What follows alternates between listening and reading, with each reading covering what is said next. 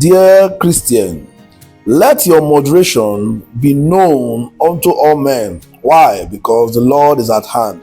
That's the book of Philippians chapter 4 verse 5. The standard for every Christian is to live in moderation. All this ostentatious living we are showing the world is not the standard. God did not promise us luxury. God promised us comfort. And that's why he mentioned before he left that he's going to send us another comforter. Jesus said that in my Father's house there are many mansions. He didn't say there are many castles. Because what are that the Jews and what so many of our people are looking for money for is building castles. That is why some of the minor prophets, when they try, they cannot buy their own private jets. They now begin to sell special key, sell holy water, sell oil. Some are selling nightgown, making merchandise of the people. It is too much. It's not whiskey. You're not Davido. You're not Burna Boy. Simplicity.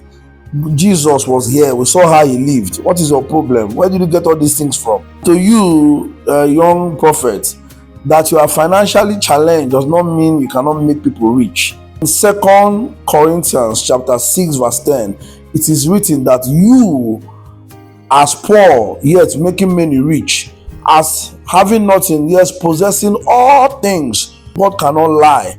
As a man of God, if you allow the Spirit of God in you, you counsel people, and you speak life, and those who are poor will say they are rich, and let the weak say I'm strong, and the poor say I am rich. Because of what God has done. You know what God has done. You proclaim it. Elijah didn't have money, but when that widow came to cry to him that there was no money, he was able to make oil for her, and she sold and got money. As poor yet making many rich. God has put the Spirit. You don't need to catch up that you want to buy private jet, then you now begin to live outside the standard that God has designed for us. We should live a moderate life. The ostentatious living is misleading people, it's leading people to hell. Some are even stealing just to please the Jew. Even in the Old Testament, we had prophets who were poor yet making many rich. Elisha was asking somebody who gave him food and gave him shelter that, what do you want?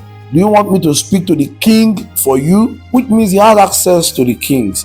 But it's funny today that the Jews have access to the politicians. They are watching things go upside down. Fulani herdsmen are wasting Christians. They go Christian churches, things are happening. Pastor Ezekiel Dachemo is there crying. Nobody is seconding him. Everybody just mind their business. And this is happening because you people have missed it. You are being led by mammon. You could not understand what God has called you to do anymore. You are busy understanding what mammon wants you to do, and that's why you can compromise and look away while they kill your children. There is no responsible father that looks away while they kill their children. That's why I say Nigerian Christian is suffers so much. It's fatherless.